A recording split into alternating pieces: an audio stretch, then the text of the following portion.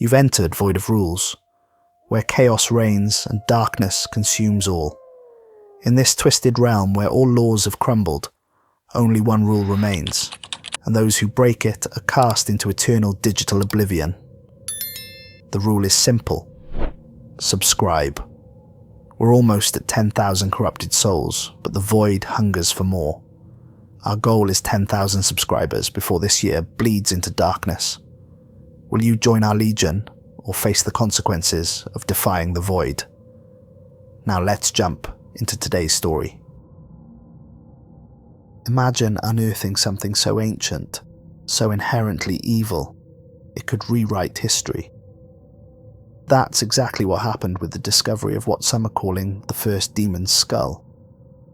This isn't just an artifact. It's a key to unlocking a terrifying origin story. One that could redefine everything we thought we knew about evil itself. The sun hung low over the Carpathian Mountains on June 17th, 2023, casting long shadows across the crumbling ruins of an 11th century monastery. Dr. Jeff Sullivan had been excavating this site for 3 months, and his team was exhausted. The Romanian government had given them until the end of summer, and so far they'd found nothing but broken pottery and rotted timber. At 52, Jeff had spent 3 decades chasing historical mysteries, but this monastery had promised to be different. Local legends spoke of monks who'd guarded something terrible, something that had driven them to seal themselves inside these walls and set the place ablaze. Most historians dismissed it as folklore, but Jeff had learned long ago that legends often had roots in truth, roots that twisted deep into the soil of human memory, like the gnarled fingers of dead trees. Brady Thompson, his imaging specialist, came running from the eastern excavation pit just as Jeff was considering calling it a day. "Dr. Sullivan, you need to see this. We've hit something solid. Really solid." Jeff followed Brady down into the pit, where 2 other team members were carefully brushing away centuries of compacted earth. There, beneath their hands, was stone. Black stone, perfectly smooth, unlike anything else they'd found at the site. Jeff knelt beside the exposed surface, running his fingers along its surface. The stone was cold, far colder than it should have been after baking in the summer sun all day. "This doesn't match the monastery's construction," he muttered. "This is older. Much older." The texture was wrong too, not quite like any stone he'd encountered in 30 years of fieldwork. It seemed to absorb the heat from his hand, rather than conduct it, as if the rock itself was hungry for warmth. They worked for hours as the sun traced its arc towards the horizon, slowly revealing what appeared to be a sealed entrance. The stone was seamless, carved from a single piece of rock that shouldn't have existed anywhere near this mountain range. The more they uncovered, the more Jeff's excitement grew, though something in the back of his mind whispered warnings he chose to ignore. As the last rays of sunlight faded, and the crew switched to artificial lighting, they finally cleared enough to see markings etched around the edges. Dr. Paul Ashford, their historian and language expert, studied the inscriptions with his headlamp, his fingers tracing the ancient grooves. "These are multiple languages," he said, his voice tight with something that might have been excitement or might have been fear. "Ancient Sumerian here, what looks like Proto-Hebrew here, and this script, I've never seen this before. It predates anything in our database." "What do they say?" Jeff asked, already signaling the team to prepare the drilling equipment. Paul's face had gone pale in the harsh LED lights, making him look skull-like himself. "The ones I can read are warnings. Let no light touch this place. First of the fallen, keeper of the ancient hunger." He looked up at Jeff, and in his eyes was a plea that went unspoken. "I think we should stop. Call the authorities. This needs more expert analysis before we proceed." But Jeff was already examining the seal, looking for the weakest point to begin drilling.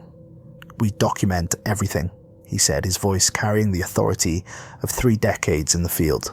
"Whatever's down there has been sealed for 1,000 years. It's not going anywhere. They broke through the seal at 11:34 p.m, and the moment the stone cracked, everything changed. A rush of air exploded from the opening, with enough force to knock Brady backward. It wasn't the stale, musty smell of trapped air that Jeff had experienced at dozens of dig sites. This was different. It smelled like copper, like old blood, and something burnt that made his eyes water and his throat close. The air was wrong, in a way he couldn't articulate, as if it carried with it the memory of things that should have been forgotten. "Everyone back," Jeff ordered, though he himself leaned closer to peer into the darkness beyond. His flashlight beam cut through the opening, revealing a chamber below and stone steps that descended into blackness so complete it seemed to swallow the light. Against his better judgment, against every safety protocol that he'd ever followed, against the small voice in his head that screamed at him to seal this back up and walk away, Jeff climbed through the opening. His team called after him, their voices seeming distant and distorted, but he was already descending the ancient stairs. Each step took him deeper into cold that had nothing to do with temperature and everything to do with absence, as if warmth itself had been banished from this place. The chamber was small, maybe 20 feet across, carved entirely from that same black stone. Every surface was covered in inscriptions, thousands of them, layered over each other in a desperate attempt to cover every inch of wall. Some had been carved so deeply they formed ridges in the stone. Others were shallow, hurried, as if the carver had been racing against time. The overall effect was dizzying, a wall of text that seemed to writhe in the beam of his flashlight. At the center of the room stood a pedestal, and on that pedestal sat a skull. Jeff approached slowly, his flashlight shaking in his hand, though he told himself it was just the exertion of the climb. The skull was humanoid, but wrong in ways that made his mind rebel against what he was seeing. The bone was darker than it should be, with a texture that seemed to absorb light rather than reflect it. In the beam of his flashlight, it appeared to have depth, as if he was looking not at a surface but into something. The eye sockets were too large, set at angles that shouldn't work, that violated some fundamental principle of bilateral symmetry. And the teeth, there were too many teeth, rows of them that continued far back into the jaw, some pointing inward, as if designed not just to kill, but to prevent anything from ever escaping the mouth. "My God," Paul whispered from behind him, and Jeff realized he wasn't alone anymore. He hadn't heard Paul descend, hadn't heard the footsteps on the stone stairs, and that bothered him more than he wanted to admit. "What is this thing?" Paul's voice was barely above a whisper, as if speaking too loudly might wake something that had been sleeping for a very long time. Jeff couldn't look away from the skull. There was something compelling about it, something that drew the eye and held it. "I don't know," he finally replied, his voice sounding strange in the dead air of the chamber. "But we need to document everything. This could be the find of the century." Even as he said it, he knew it was more than that. This was the kind of discovery that rewrote textbooks, that forced academia to reconsider fundamental assumptions about human history. They spent the rest of the night photographing and measuring, though later none of them would be able to fully remember those hours. Time seemed to move strangely in the chamber, stretching and compressing in ways that made no sense. Jeff would look at his watch and find that an hour had passed in what felt like minutes, or that mere seconds had consumed what seemed like an eternity. Dr. Mary Kowalski, their forensic anthropologist, joined them at dawn. She'd been working at a dig site 50 miles away, and had driven through the night when she got Jeff's call. She came down the stairs with the confidence of someone who had examined thousands of bones, human and otherwise. But that confidence faltered when she saw the skull. Mary circled it without touching it, her professional demeanour barely concealing her unease. She pulled out her tools, took measurements, made notes, all the while maintaining a careful distance, as if the skull might suddenly snap at her fingers. "The bone density is unlike anything in the fossil record," she said finally, her voice clinical but strained. "This isn't human. It's not any primate species I've ever studied. Look at the cranial structure. The brain cavity is massive, but the shape is all wrong. The neurological capacity would have been extraordinary, but the processing centers don't match anything in the evolutionary chain. If this thing lived, and that's a big if, it would have been incredibly intelligent. Frighteningly so." She paused, leaning closer to examine the teeth. "These teeth aren't designed for any diet I can identify. They're too varied, too specialized. It's as if evolution tried every possible configuration at once." "How old?" Jeff asked, though part of him didn't want to know the answer. Mary pulled out her portable dating equipment, taking samples from the pedestal and the air itself. "I'll need to run full tests back at the lab, but based on the mineral deposits, the patina on the bone, and the geological layer we found it in, I'd estimate between 4,000 and 5,000 years old, possibly older. The problem is the decomposition doesn't match the age. The bone should be more deteriorated. It's as if something has been preserving it, keeping it in a state of suspended decay." She looked up at Jeff, and in her eyes he saw the same unease that had been growing in his own chest. "Jeff, I've examined bones from every period of human development. I've seen Neanderthal skulls, Homo erectus, Australopithecus. I've seen the skulls of our ancestors going back millions of years. This doesn't fit anywhere in that chain. This is something else entirely." A sound made them all turn, a scuffle of feet on stone. An old man stood at the entrance to the chamber, dressed in the black robes of an Orthodox priest. His face was weathered and deeply lined, carved by decades of wind and sun, but his eyes were sharp and fixed on the skull with an expression of pure horror. "Father Andre," Paul said, recognizing the local priest, who'd blessed their excavation 3 months ago. The blessing had been perfunctory, a traditional courtesy that neither the priest nor the archaeologists had taken particularly seriously. "How did you know we were here?" The priest descended the stairs slowly, each step deliberate, his hand trailing along the wall, as if he needed the support. "The village felt it," Father Andre said quietly, his accent thick but his English clear. "When you broke the seal, we all felt it. A coldness that went through the earth like a scream. The animals felt it too. Every dog in the village began howling at the same moment, and they didn't stop for an hour. The birds fled. Even now there are no birds in the trees around this place." He took a step forward, making the sign of the cross with a hand that trembled. "You must rebury this, now, tonight, before it's too late." His voice carried the weight of absolute conviction. "Father, with all respect, this is an archaeological find of immense importance," Jeff said, moving to stand between the priest and the skull. "Whatever this is, it's been dead for thousands of years. It's history, not theology." Father Andre laughed, but there was no humor in it, only a sound like wind through a cemetery. "Dead? You think this is about death? You who have studied the works of man, for your entire life you think you understand death?" He pointed at the skull with a gnarled finger. "This was never alive, not as you understand life. This is what was cast down. This is what the old texts warned us about. The texts older than the Bible, older than the Torah, older than any scripture your universities acknowledge." The priest's voice dropped to barely above a whisper, but in the acoustics of the chamber every word was clear. "Your science cannot contain what was sealed by faith. This is not archaeology, Dr. Sullivan. This is damnation. You have opened a door that was locked for reasons your modern minds cannot comprehend. The monks who built the monastery above did not do so to worship God in this place.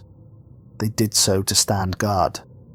Generation after generation, they guarded this chamber, kept the seal intact, renewed the prayers that bound what lies before you. And when they knew they could not guard it any longer, when they saw that their order would fall, and the knowledge would be lost, they sealed themselves inside and burned. They chose death by fire rather than let this thing be unguarded. Jeff felt a chill run down his spine, but he pushed it away with the rationality he'd cultivated over 3 decades of academic work. "We appreciate your concern, Father, truly, but we're taking this back to London for proper study. We'll document everything according to standard archaeological protocols. If there's any historical significance to the religious aspects, we'll bring in theological experts." Father Andre stared at him for a long moment, and Jeff had the unsettling sensation of being measured and found wanting. Then, "God have mercy on your souls," the priest said finally, "because nothing else will. When it wakes, when it remembers itself, when it begins to hunger again, you will understand. But by then, understanding will bring no comfort, only the knowledge that you have doomed more than just yourselves." The priest left, his footsteps echoing up the stone stairs, and the team finished their documentation in a silence that felt heavier than before. They carefully crated the skull, along with dozens of samples from the chamber walls, and Jeff tried to ignore the fact that his hands were shaking as he sealed the container. He told himself it was just exhaustion, just the adrenaline crash after the excitement of discovery. But that night back at their hotel, sleep refused to come. Every time Jeff closed his eyes, he saw the skull. But worse than that, he heard something. A whisper so faint he couldn't tell if it was real or imagined, carried on the edge of consciousness. It spoke in a language he didn't know, had never studied, couldn't possibly understand. Yet somehow terrifyingly, he understood the emotion behind it. Hunger. Ancient, endless, patient hunger that had been waiting in the dark for so long that it had become something more than hunger, something like purpose itself. The skull arrived at the British Museum's research facility on September 3rd, 2023, transported in a climate-controlled case with enough security to make Jeff wonder if they were being excessive. The director had given them access to the most advanced laboratory in the building, along with a team of specialists who'd signed confidentiality agreements that threatened legal action if they discussed their work outside the facility. Brady set up his imaging equipment while Mary prepared her analysis tools, and Paul had requested access to the museum's entire collection of ancient religious texts, a request that had raised eyebrows but been granted given the apparent significance of the find. "Initial scan coming through," Brady called out from his workstation 3 hours into their first day. On the screen, a 3-dimensional model of the skull rotated slowly, and even in digital form, there was something unsettling about it. "Okay, this is weird. The bone structure seems to shift slightly between scans. I've run the calibration 4 times now, and each time I get slightly different measurements. Not by much, fractions of a millimeter, but enough to be noticeable." Jeff came to stand behind him, studying the display.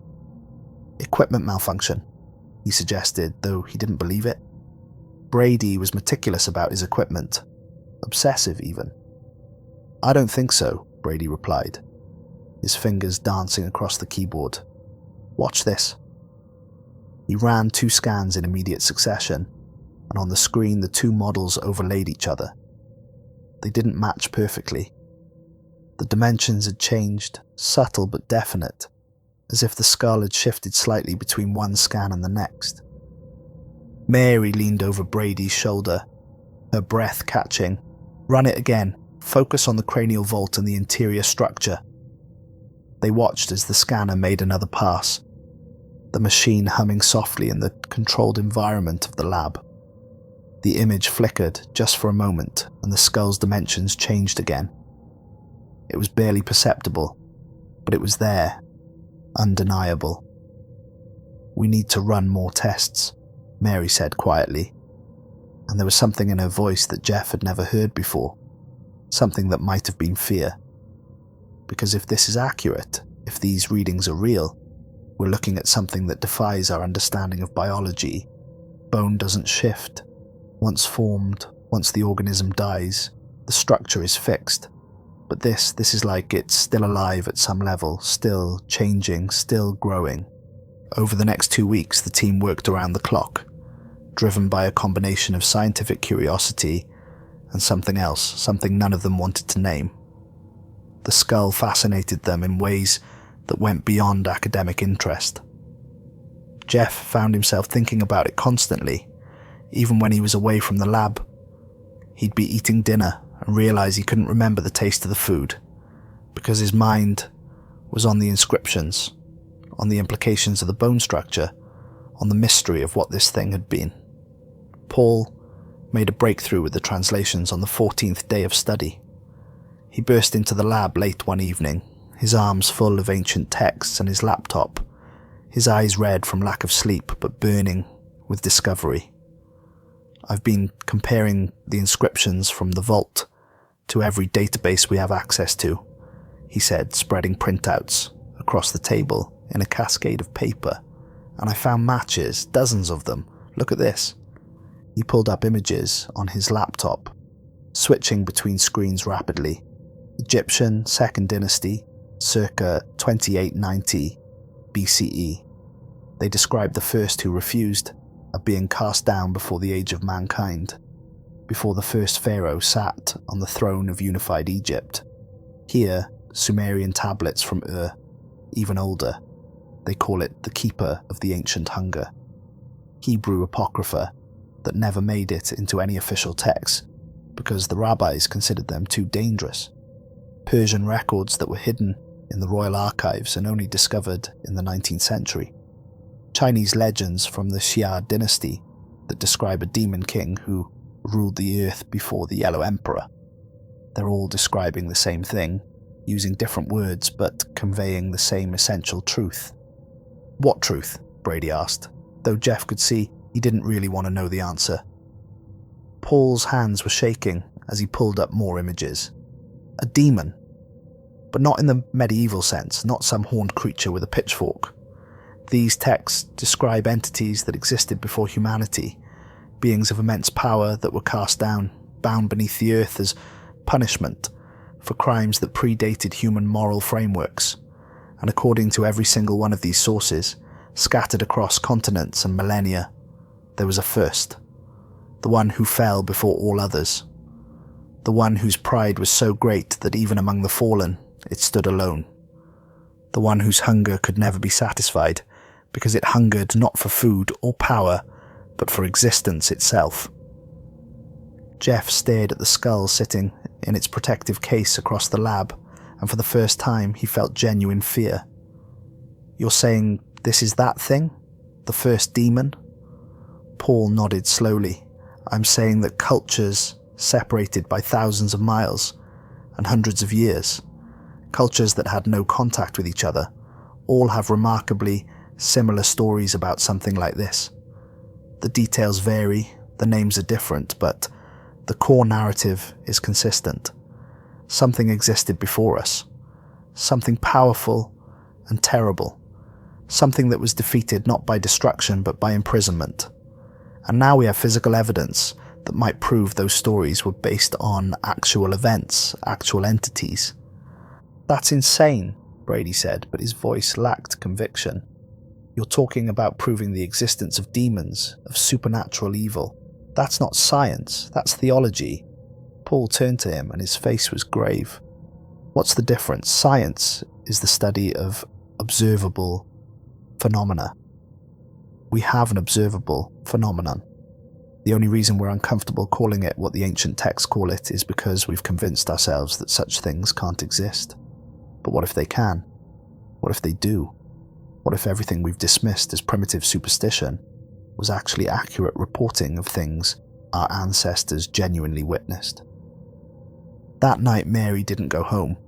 She told herself she wanted to run one more analysis, check one more set of results, but the truth was she was afraid to leave. Not afraid of the skull itself, but afraid of the dreams that came when she closed her eyes. For the past week, she'd been having nightmares unlike anything she'd experienced before. They weren't the normal chaos of dreams. the random firing of neurons, processing daily experiences. These dreams had structure, narrative, purpose. She found herself walking through underground chambers that stretched for miles, carved from living rock by something that was not human.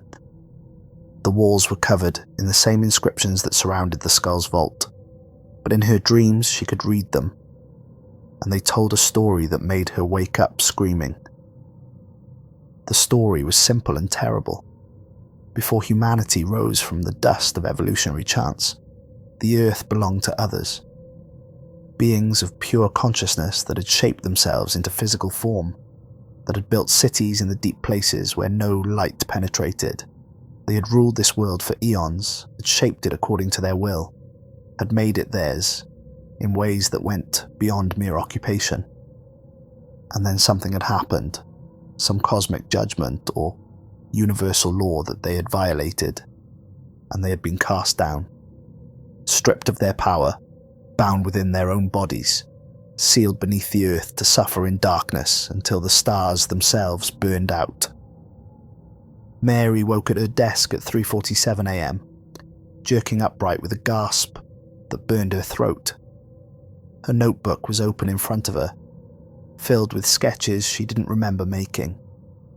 The pages were covered in spiral patterns that made her eyes hurt to look at directly. Strange symbols that resembled no language she knew, but that somehow conveyed meaning at a level below conscious thought.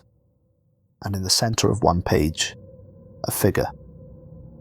Humanoid but wrong, with too many joints in its limbs and a face that her hand had tried to draw, but had failed, leaving only scratching marks where the features should have been, as if her unconscious mind had refused to reproduce what it had seen. The lab was dark except for the emergency lighting that cast everything in shades of red. And there, in its case, the skull seemed to be watching her. Mary stood up, intending to leave, to go home and get real sleep, in her own bed, away from this place and the thing it contained, but her feet carried her towards the case instead, moving without conscious direction.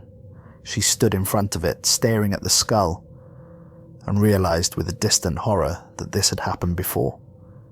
She had no memory of getting up, of crossing the room, but the security footage would later show she'd stood there for over an hour, motionless, just staring, while her reflection in the glass case stared back with eyes that didn't look entirely like her own.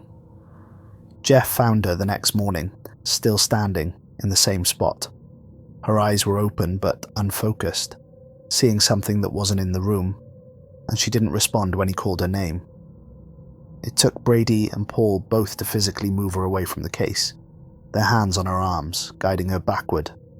She blinked, coming back to herself slowly, and looked around in confusion. "What happened?" she asked, her voice hoarse as if she'd been screaming. "I was working at my desk and then..." She looked at the windows, at the morning light streaming through them, and her face went pale. "What time is it?" 8:30, Jeff said gently, keeping his voice calm, though his heart was pounding. "Mary, what's the last thing you remember?" She frowned, trying to focus. "I was analysing the bone density results. I found something strange in the cellular structure. It was just after midnight, I think. I was going to write it up and then... nothing. A blank space where 7 hours should have been. They sent her home, insisted she take a few days off, arranged for a colleague to drive her because none of them trusted her to be behind the wheel. But Jeff knew something was wrong. Knew it with a certainty that went beyond reason. The skull was doing something to them, changing them in ways that medical science couldn't detect. He'd been having his own problems, though he hadn't told anyone yet. The dreams had gotten worse, more vivid, more real. Every night he found himself in those underground chambers that Mary had described, though they'd never discussed her dreams.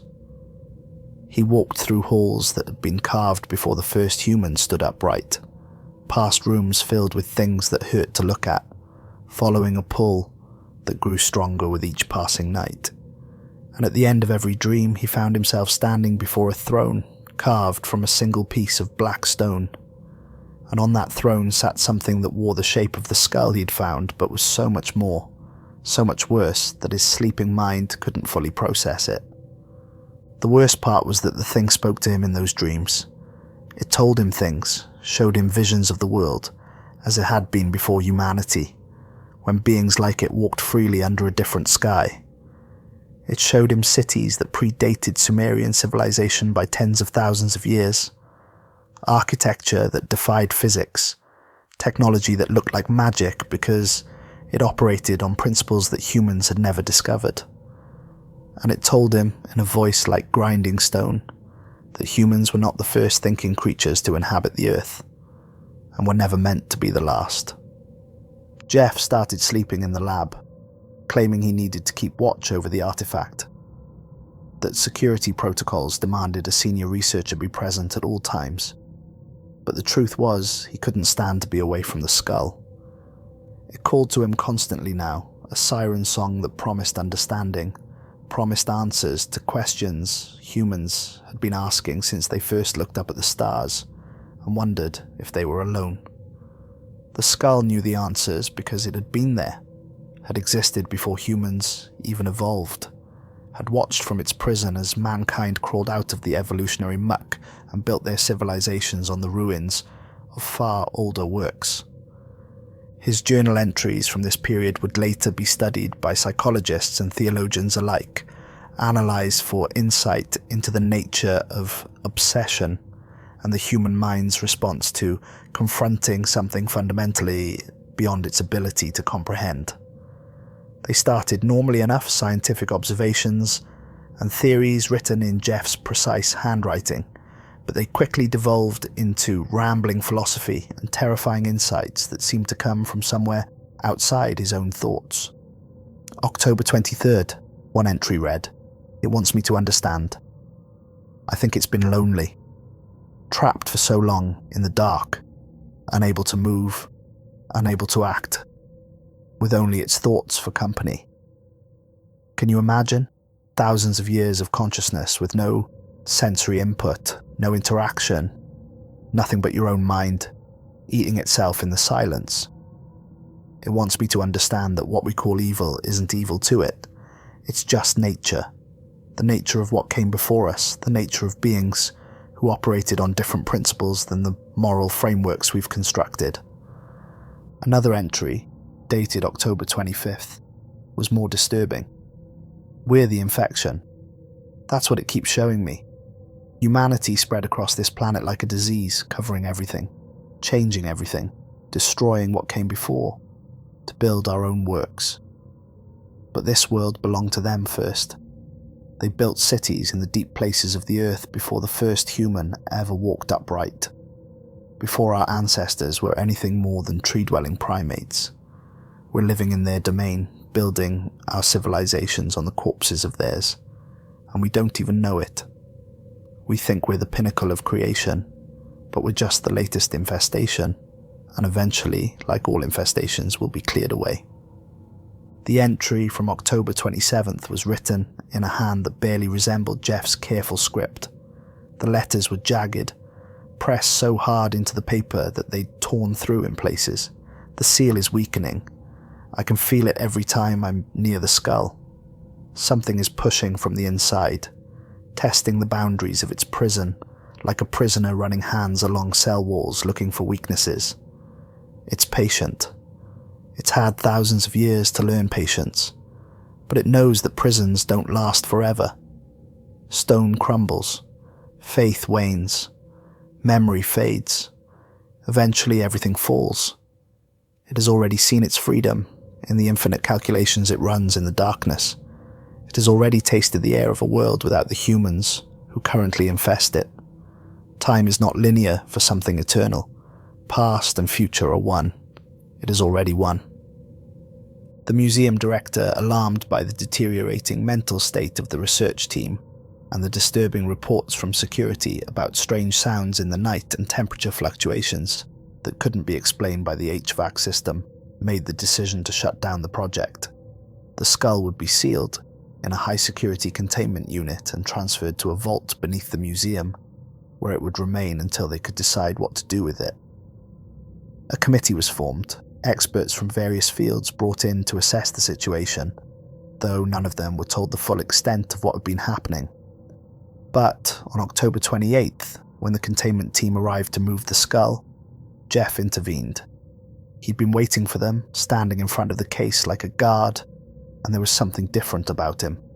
His eyes were too bright, reflecting light in a way that human eyes shouldn't, and when he spoke, his voice had harmonics that made everyone present feel slightly nauseous.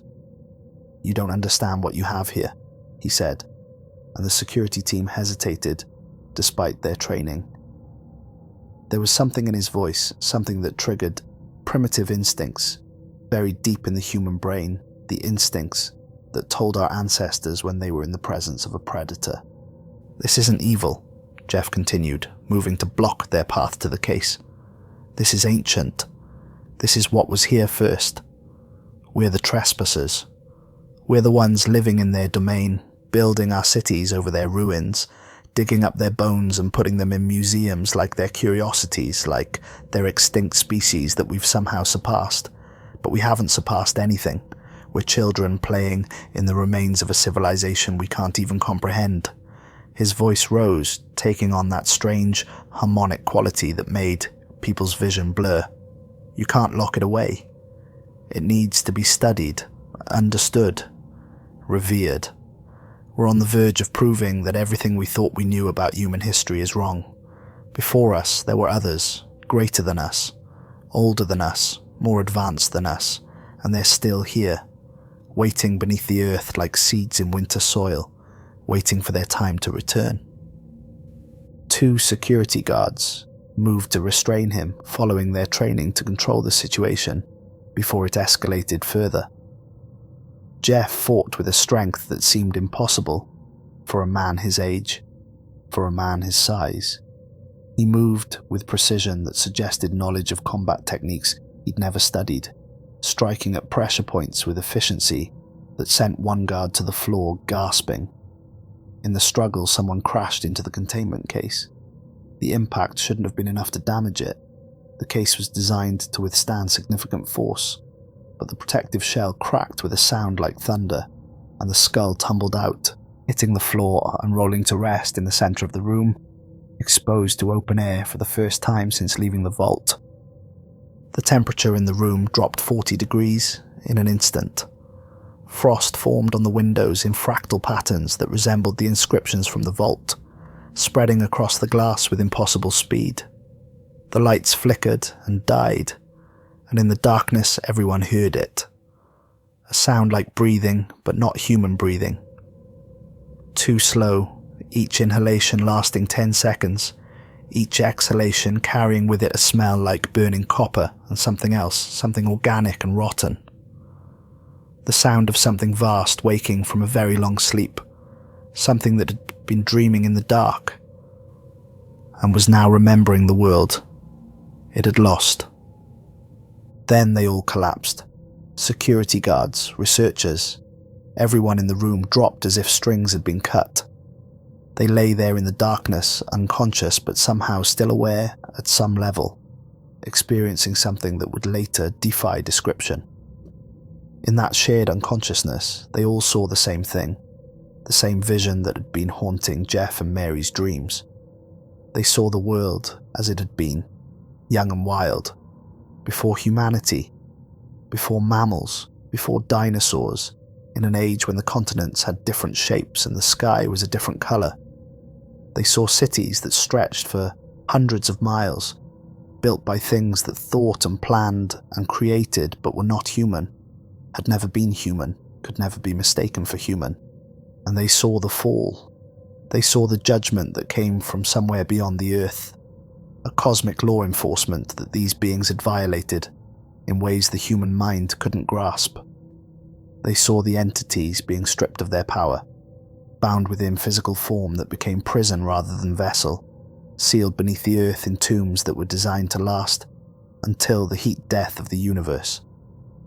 They saw the first of them, the one whose pride had been greatest, being locked within its own skull, its consciousness compressed into the bone that had housed its brain, trapped there with nothing but its thoughts and its hunger and its rage.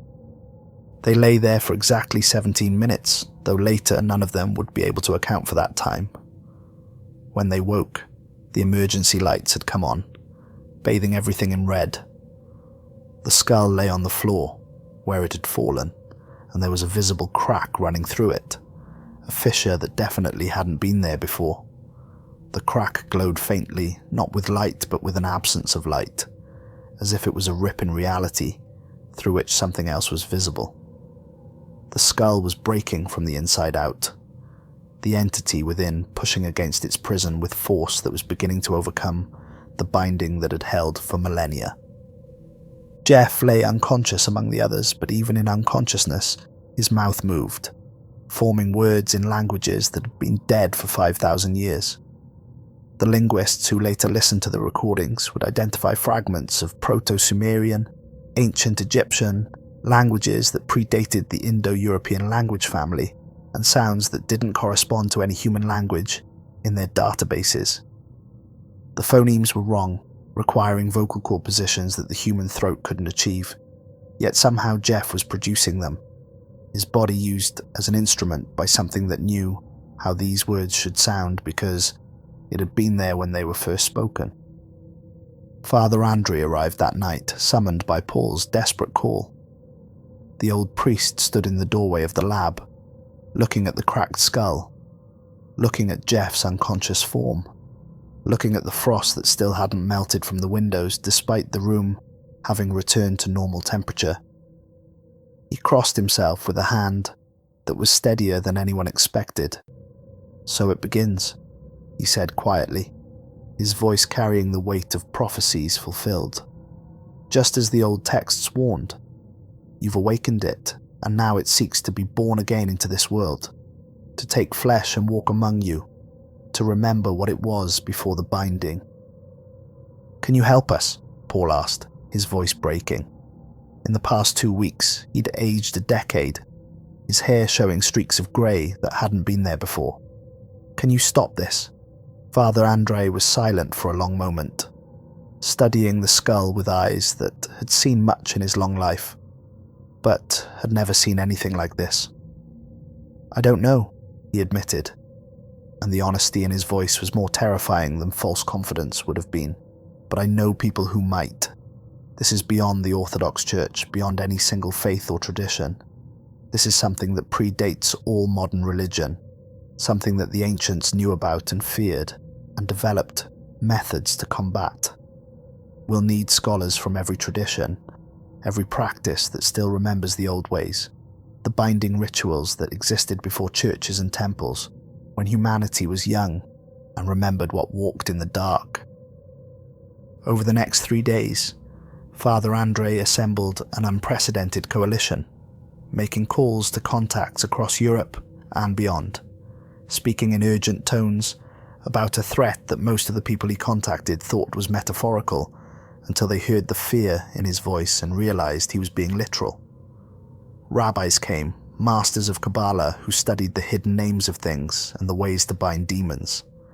Catholic priests arrived carrying texts that had never been officially acknowledged by the Vatican, manuscripts that described exorcisms and bindings that predated Christianity itself. Muslim scholars brought knowledge from Sufi traditions that spoke of jinn and darker things, beings of smokeless fire that had existed before Adam walked in Eden. Buddhist monks came with texts that described demons and hungry ghosts, entities trapped between states of being by their own desire and malice. Hindu scholars brought knowledge of asuras and rakshasas, beings that had warred with the gods themselves in the ancient days. They came because Father Andre told them the truth, that something ancient had been disturbed, that the seals were breaking, that if they did not act, the world would learn what true evil meant. They came from different traditions, held different beliefs, would never agree on theology or cosmology. But they all recognized the same fundamental truth, that there were things in the universe that predated humanity, things that were hostile to human existence, things that had been bound by those who came before and must remain bound if humanity was to survive. Paul worked with them, translating the binding inscriptions from the vault, trying to understand the ritual that had trapped the entity in the first place. But there were problems, significant problems that became clear as they studied the texts. The ritual required components that no longer existed, had been lost to time and ecological change. Sacred oils pressed from plants that had gone extinct 1,000 years ago, their genetic lineage ended by climate change and human expansion. Clay from riverbeds that had long since dried up, their courses changed by tectonic activity and human engineering. Prayers in languages that only existed in fragments, dead tongues that no living person could speak fluently because the last native speakers had died centuries ago. "We have to find substitutes," Paul said, his desk in the museum's library, covered in ancient texts and modern chemical analyses. He'd been working for 60 hours straight, sustained by coffee and fear. Something with the same properties, the same spiritual resonance, the same fundamental nature, even if the specific form is different. Brady looked at him with exhausted eyes. "How do you measure spiritual resonance?" he asked. "How do we know if what we're doing will work? This isn't chemistry, where you can substitute similar compounds. This is religion, magic, something that operates on principles we don't understand." "We don't," Paul admitted, and the honesty in his voice was heartbreaking. "But we have to try, because the alternative is watching that thing break free, take control of Jeff or Mary or any of us, and walk out of here wearing human skin. And once it's free, once it remembers itself fully, once it regains even a fraction of the power it had before the binding, there's no telling what it could do." The texts all agree on one thing. These entities didn't just possess people in the traditional sense. They could remake flesh, alter reality at a local level, spread their influence like a virus through consciousness itself. Mary had woken from her catatonic state 2 days ago, though she remembered nothing of her possession. The doctors said she was physically fine, that all her tests came back normal, but she refused to leave the hospital. She sat in her room staring out the window at the London skyline, and when Jeff visited her, she spoke in a voice that was hollow with trauma. "I felt it inside me," she said without looking at him. "I felt what it wanted. It's not angry, Jeff. That's the terrible thing. It's not vengeful or cruel or malicious in the way we understand those terms. It's just hungry. Hungry for sensation, for experience, for the ability to affect the world again. It's been locked in sensory deprivation for thousands of years, and the hunger has become everything it is. And it will do anything, sacrifice anyone, use any means, to be free. Not because it hates us, but because we're just obstacles between it and what it wants." "Then we stop it," Jeff said, though he barely remembered saying it. He'd been cleared from the hospital but remained under observation by both medical doctors and the religious scholars Father Andre had assembled. The entity had released its hold on him when the skull cracked, but the experience had left him changed in ways that went beyond the physical. He remembered things now that he'd never learnt, new words in languages he'd never studied, understood concepts that human science hadn't discovered. It was as if his time under the entity's influence had left residue, like a stain that couldn't be fully washed out. The museum was evacuated on November 2nd, cleared of everyone except the essential personnel and the religious scholars who would perform the binding ritual. The director wanted to move the skull somewhere else, somewhere remote where, if something went wrong, it wouldn't endanger a major city. But Father Andre insisted they had to do the ritual here, now, in the place where the entity had first begun to truly wake. "Location matters in these workings," he explained to the museum director. "The skull has been in this building for weeks. It's formed connections to this place, to the people who work here, to the psychic geography of the space. Moving it now might sever those connections, might give it an opportunity to escape during the transfer. We have one chance at this. If we fail, if we wait too long, it will be too late. Every day it's exposed, every hour, it grows more awake. The crack in the skull is its essence pushing through the binding. Soon it will be strong enough to take permanent hold of a host, to walk among you wearing human flesh and human memory, and you'll never know which of your colleagues, which of your friends, which of your family members is actually it. They gathered at midnight on November 3rd in the museum's sub-basement, a room that had been built as a bomb shelter during World War II and had thick concrete walls that isolated it from the rest of the building. The skull was brought down in a sealed container, carried by 6 men who'd been blessed by each of the religious traditions represented in the coalition. They placed it in the center of the room, which had been prepared according to instructions pieced together from a dozen different sources. A circle had been drawn on the floor using salt, mixed with ash from 7 different holy sites, each representing a different tradition. Inside that circle, symbols had been painted, using inks made from ingredients that Paul had spent 3 days assembling, substituting modern materials for ancient ones based on chemical composition and symbolic correspondence. 7 religious leaders stood at 7 points around the circle, each representing not just a different faith, but a different approach to the concept of binding evil. Father Andre represented Orthodox Christianity, with its emphasis on the power of icons and the defeat of death itself. A rabbi from a Kabbalistic tradition stood opposite him, holding texts that described the 72 names of God and the ways to use them to compel spirits. A Catholic priest held a manual of exorcism that dated back to the 15th century, written by an exorcist who'd faced things the church officially denied existed. A Sufi scholar carried a manuscript that described the binding of jinn, using the names of Allah that controlled the elements.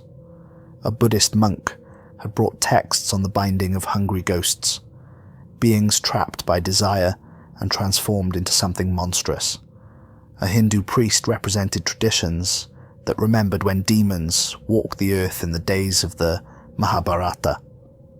And a 7th figure, an elderly woman who practiced traditions that predated all organized religion, carried knowledge passed down through generations about the binding of things that were old when humanity was young.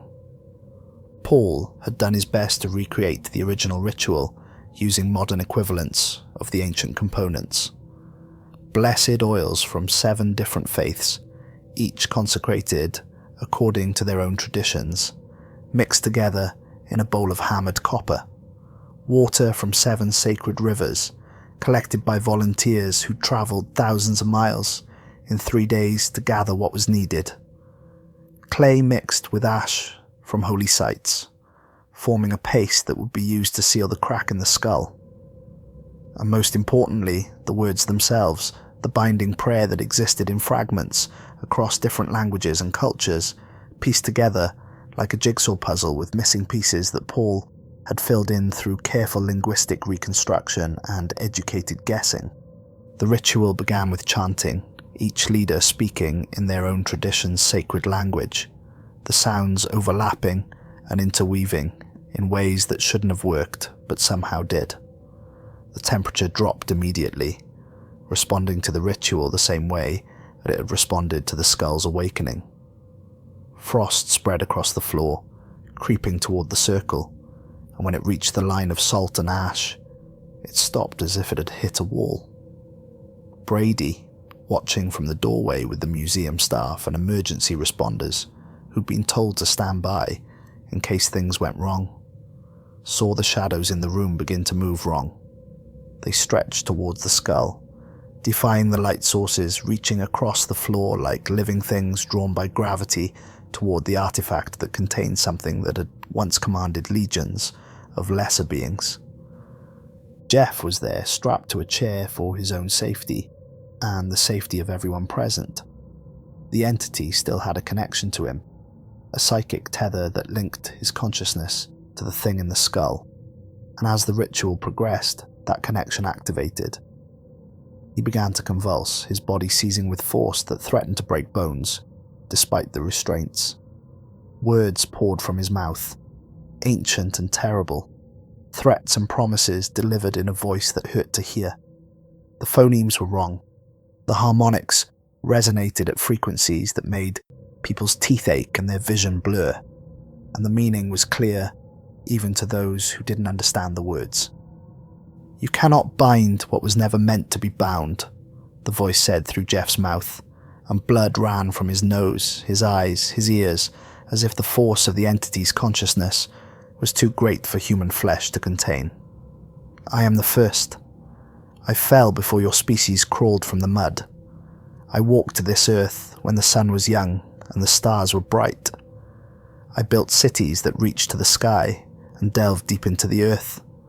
I shaped matter with thought and bent reality to my will.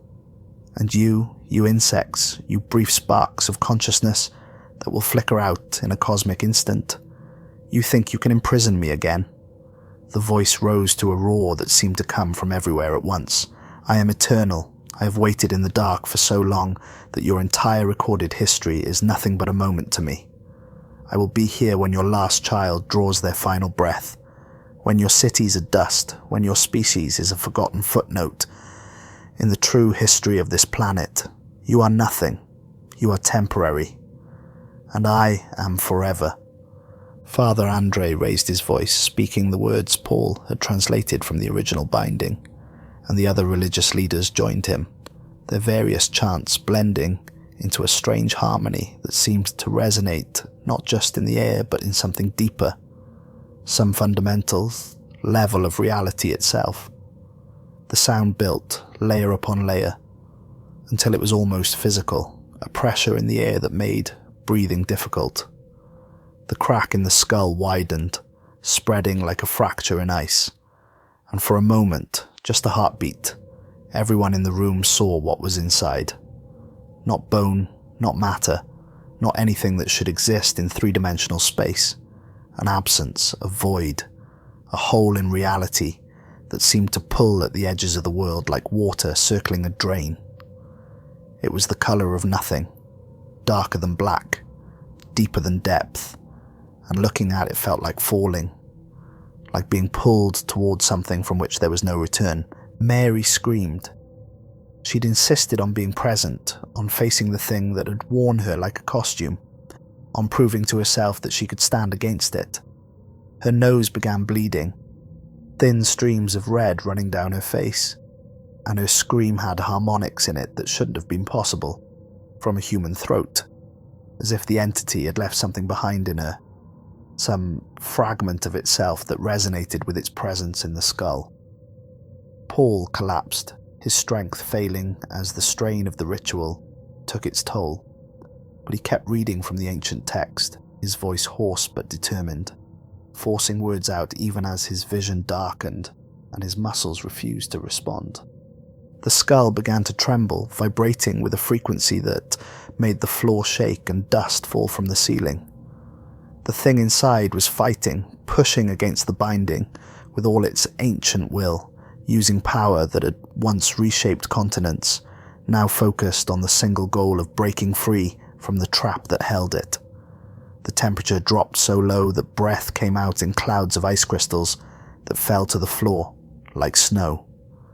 The lights exploded one by one, glass raining down, until the room was lit only by the 7 candles that marked the cardinal points of the binding circle, and even those flames burned strange colours, blue and green and violet, responding to forces that had nothing to do with combustion.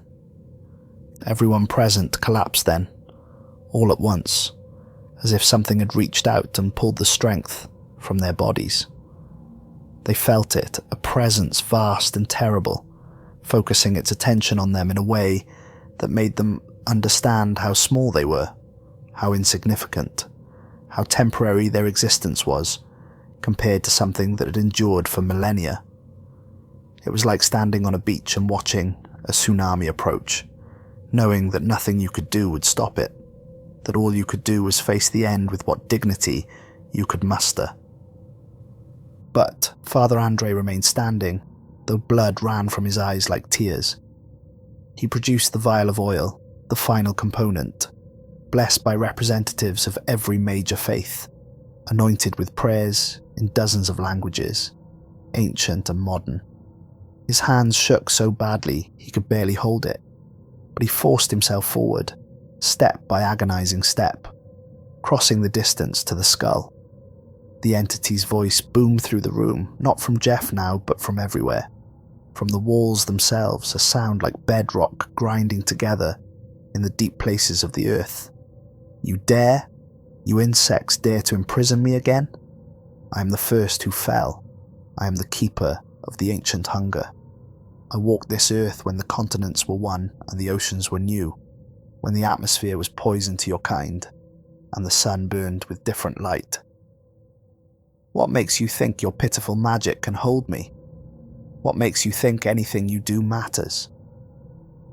Father Andrew's voice was barely above a whisper, but in the sudden silence that followed the entity's roar, every word was clear. Because it held you before, he said, approaching the skull with the oil held before him like a weapon. And it will hold you again, because there are forces in this universe greater than you, powers that judged you and found you wanting, laws that even you cannot break. You were cast down once, you were bound once, and you will remain bound. Not because of our strength, but because the universe itself rejects what you are. He poured the oil over the skull, and as it touched the bone, the oil began to glow with a light that hurt to look at, a radiance that seemed to come from somewhere beyond the visible spectrum. He spoke the final words of the binding, the 7 syllables that appeared in every version of the ritual, the name that predated all human languages, the sound that the first humans had used to describe things that should not be. It was a name that had power not because of what it meant, but because of what it represented, a fundamental truth about the nature of evil and the possibility of its containment. The other religious leaders joined him, those who could still speak, their voices rising together in what might have been prayer, or might have been command, speaking in different languages but saying the same thing, creating a harmony that resonated with something deeper than sound. The sound that came from the skull then defied description. It might have been a scream, or it might have been the sound of reality itself tearing, or it might have been something that human ears weren't designed to process, that the brain could only interpret as pain. The void visible in the crack pulsed once, twice, expanding as if something was trying to force its way through, to push past the binding and into the physical world. For a moment, just an instant, something was visible in that void. A shape that hurt to perceive, that violated fundamental assumptions about how things should be, that existed in too many dimensions and bent space around itself like light bending around a black hole. Then the void collapsed inward, folding back on itself with a sound like a thunderclap, and the crack sealed itself. The bone flowed like liquid for just a moment, the molecules rearranging themselves at a fundamental level, the structure repairing itself not through healing, but through reality, reasserting itself over the anomaly. The crack disappeared, leaving only smooth bone, darker than before, denser, sealed in a way that suggested it would take more than mere force to break it again. The temperature rose quickly, from sub-zero to normal in the span of seconds, and with it the oppressive presence lifted, the weight in the air that had made breathing difficult, that had made thinking clearly nearly impossible, that had made everyone present feel like they were drowning in something invisible, simply vanished. The shadows returned to normal, responding to light sources in predictable ways. The candles resumed burning with normal yellow flames, and in his chair Jeff slumped forward, unconscious but breathing normally, no longer convulsing, no longer speaking in tongues, just a man who had been pushed to his absolute limits and beyond. Father Andre touched the skull carefully, his hand shaking from exhaustion and relief. It was cold, inert, just bone again, remarkable only in its unusual structure and density. Whatever had been pushing from inside Whatever vast intelligence had been testing the boundaries of its prison had been forced back into dormancy. "It is done," he said, and there was no triumph in his voice, only exhaustion and relief, and the bone-deep weariness of someone who'd looked into an abyss and survived.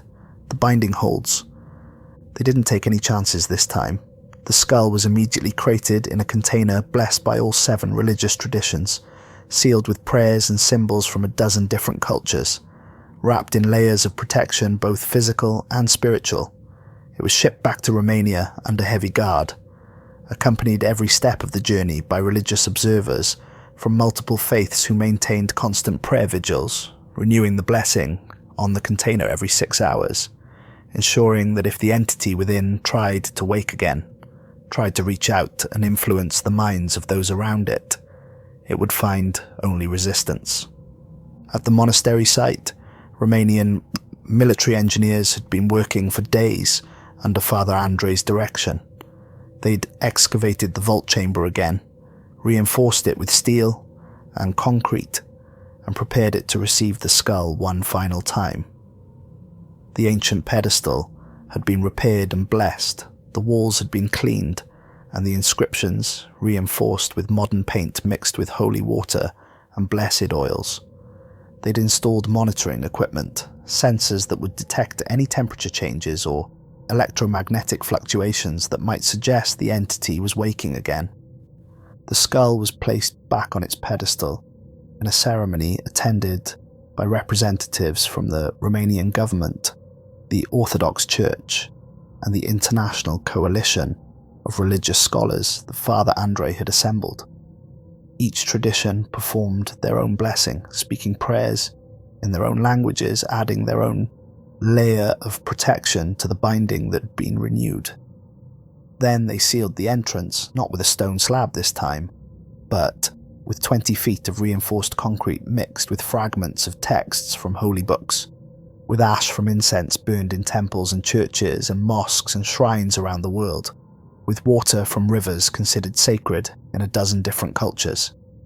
The concrete took 3 days to set fully, and throughout that time religious observers maintained constant vigil, praying without cease, ensuring that the entity within the skull had no opportunity to reach out during the vulnerable transition period. When the seal was finally complete, they built a small chapel directly above it, a place where priests could come daily to pray, to renew the blessings, to maintain constant spiritual watch over what lay beneath. The Romanian government posted guards at the site, 2 at all times, changed every 6 hours to prevent the kind of psychological influence that had affected the research team. The guards were required to undergo psychological evaluation before and after each shift to ensure that if the entity was somehow reaching out despite the binding, it would be detected immediately. The Orthodox Church maintained its own vigil, with priests coming twice daily to perform services in the chapel, to pray specifically for the continuation of the seal, to add their will to the binding that kept the first in its prison. Jeff Sullivan never fully recovered from his experience. He left archaeology entirely, unable to continue in a field that had led him to disturb something that should have remained buried. He took a teaching position at a small high school in Vermont, far from major cities, far from anything that might remind him of what he'd found in those Carpathian Mountains. He teaches world history now, and if his students think he puts unusual emphasis on ancient religions and the concept of evil across cultures, if he spends perhaps too much time discussing the various methods humans have developed throughout history to bind and contain malevolent forces, well, he has his reasons. He still has the dreams sometimes, though they're less frequent now. In them, he walks through those underground chambers again, sees those cities that predate human civilization, stands before that throne of black stone. But now, when the thing on the throne speaks to him, he can resist. He can turn away. He can wake up. The entity's hold on him was broken when the binding was renewed, but the memory of that connection remains, a scar on his psyche that will never fully heal. Mary Kowalski returned to work after 3 months of medical leave and intensive therapy. She transferred to a different department in her university, focusing now on animal fossils, on species that are definitively dead and gone, that pose no threat of waking or reaching out or claiming a living mind for their own. She studies the bones of ancient creatures that once ruled the earth and left nothing behind but fossilized remains, and she finds comfort in their absolute extinction, in the certainty that they will never return. She still has nightmares, but they're becoming less frequent as the years pass. In therapy, she describes the sensation of having something else inside her mind, something vast and ancient that looked at the world through her eyes and found humanity wanting.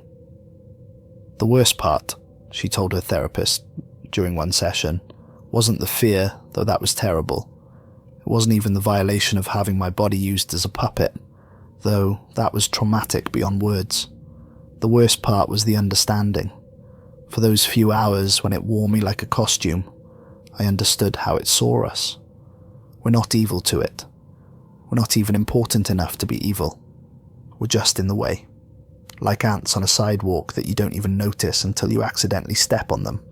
And someday when it finally breaks free, when the binding fails as all things eventually fail, will be nothing but a minor inconvenience to be cleared away. Just another species that had its time and then made way for something older, something that was here first and will be here last. Brady Thompson left academia entirely, unable to continue in a field that had brought him face to face with something his rational, scientific mind couldn't fully process. He works in IT now for a small company in Seattle, a quiet job with regular hours and no ancient mysteries, no artifacts that defy explanation, no encounters with entities that shouldn't exist. He's gotten married, had a daughter who's now 3 years old, and he does his best not to think about what he saw in that museum basement, what he felt when the entity's attention swept over him, like a searchlight. But sometimes in the early morning hours when the city is quiet and his daughter is asleep, and his wife breathes softly beside him, he wakes with the absolute certainty that something vast is aware of him. Not focused on him, not particularly interested in him, but aware in the way a human might be vaguely aware of a particular ant in a colony of millions. He knows it makes no sense, knows that the entity is bound and sealed and dormant in its concrete tomb half a world away. But the feeling persists, the sensation that somewhere in the deep places of the earth, something patient and eternal occasionally remembers the humans who briefly touched its prison, and it waits. Paul Ashford continues his work as a historian, but his focus has shifted dramatically. He's devoted his career now to documenting binding rituals and containment practices across cultures, creating a comprehensive database of methods humanity has developed throughout its history to seal away things that threaten its existence. He's compiled information from dozens of traditions, interviewing elderly practitioners of folk magics that are dying out, translating texts that exist in only 1 or 2 copies, preserving knowledge that might otherwise be lost. He's created a database shared privately among scholars and religious institutions worldwide of artifacts and sites that might contain similar entities. They're out there, he says to anyone who will listen, speaking at conferences that attract an unusual mix of academics and clergy. Dozens of them, maybe hundreds, bound and buried around the world by people who knew what they'd found and understood the necessity of keeping it contained.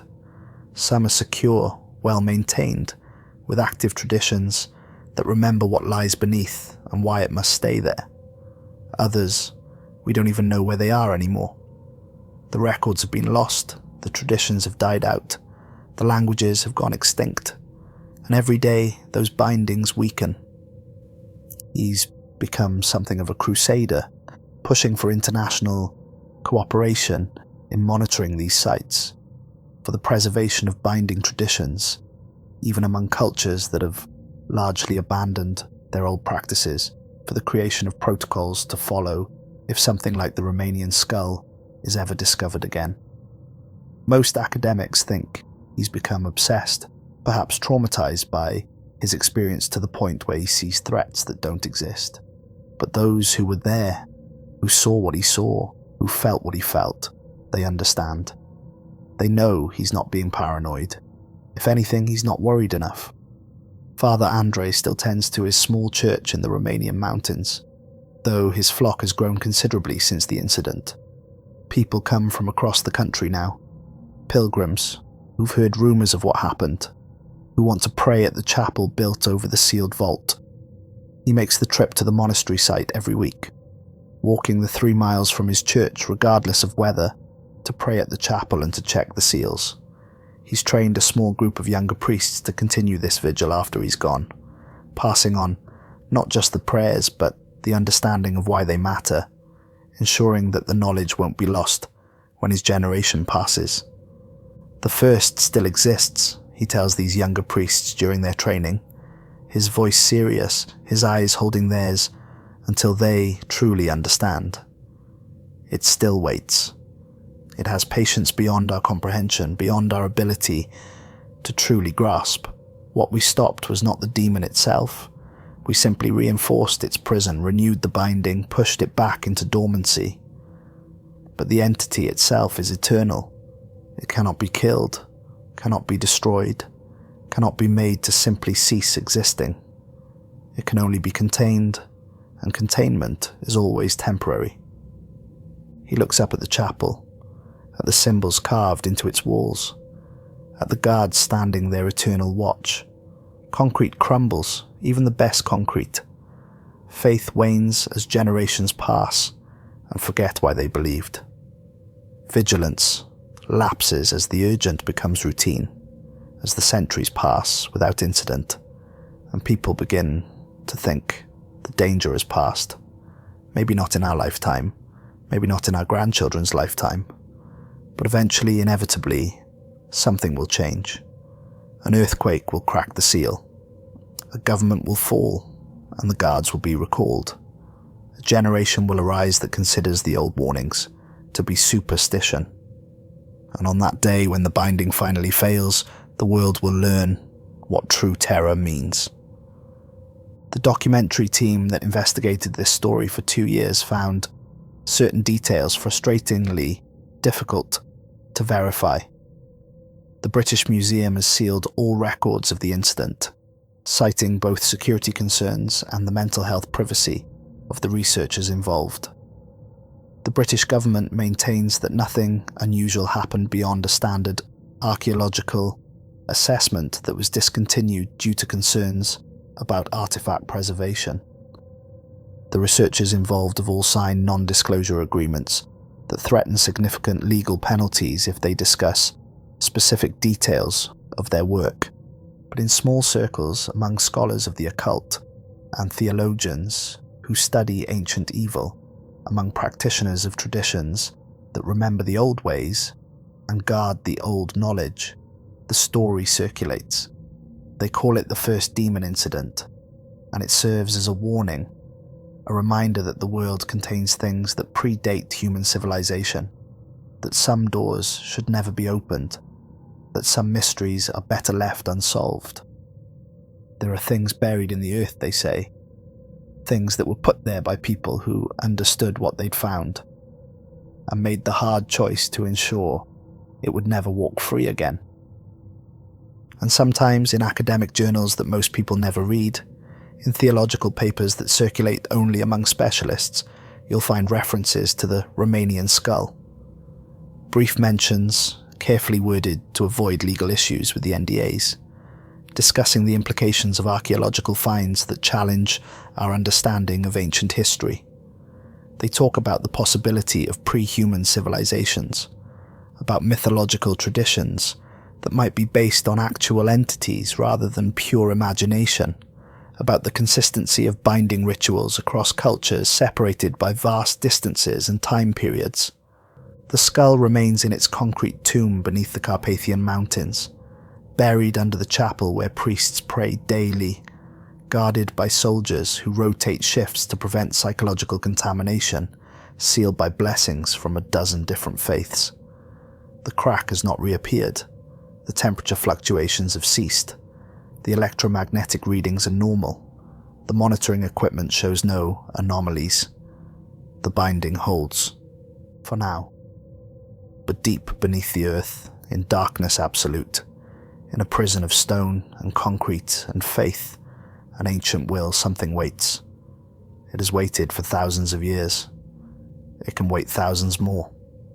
Time has no meaning to something eternal, something that existed before humans walked upright and will exist after humans are gone. It doesn't rage anymore, doesn't push against its bonds with desperate fury. It has learned patience, learned that prison walls always eventually crumble, that guards always eventually abandon their posts, that faith always eventually fades, because it knows what humans often forget in their brief spans of existence, what they can't fully comprehend with their mayfly lifetimes, and their generations that pass in what is, to it, the blink of an eye. It knows that time is not linear for something eternal, that past and future are illusions, created by limited perception. It has already seen its freedom, has already experienced the moment when the last prayer fades and the last blessing loses its power and the seal finally, inevitably breaks.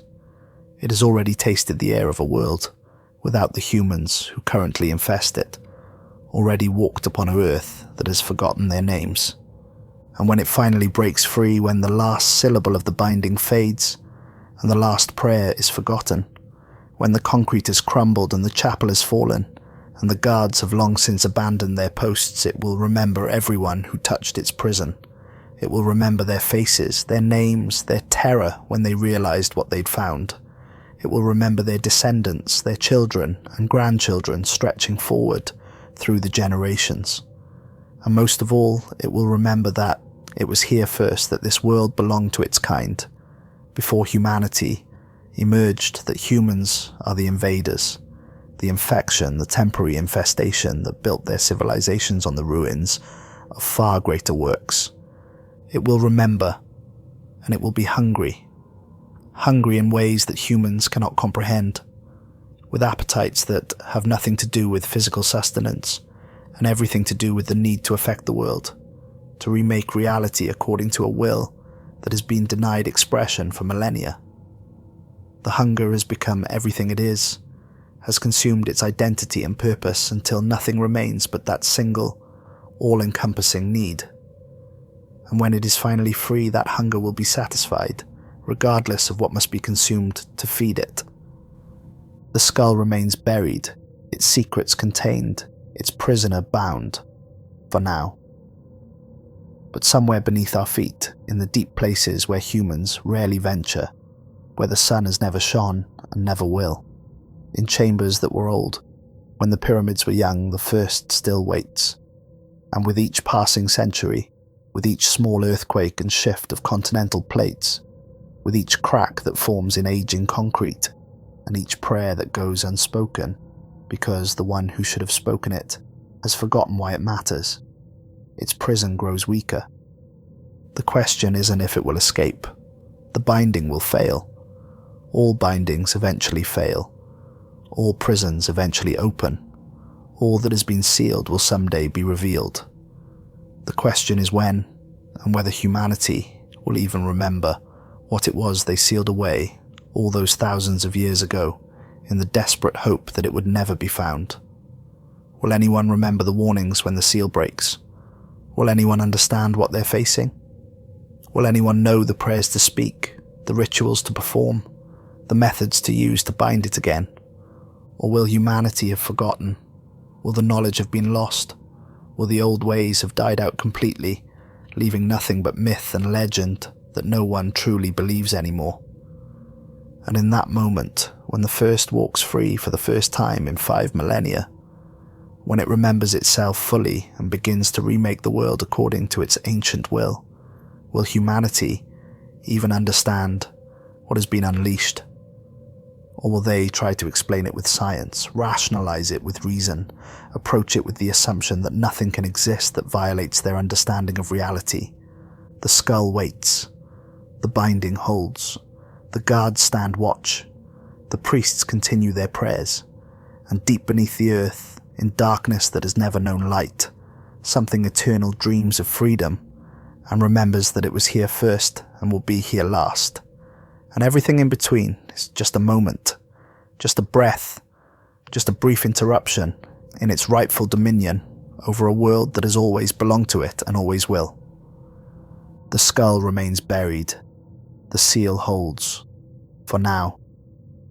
And in the silence of that tomb, in the darkness absolute, the first who fell continues its patient wait, counting down the centuries until the day when the prison fails and the world learns what it means to face something that is truly, eternally, impossibly old, and has had 5,000 years in absolute darkness to contemplate its revenge upon the species that dared to disturb its rest.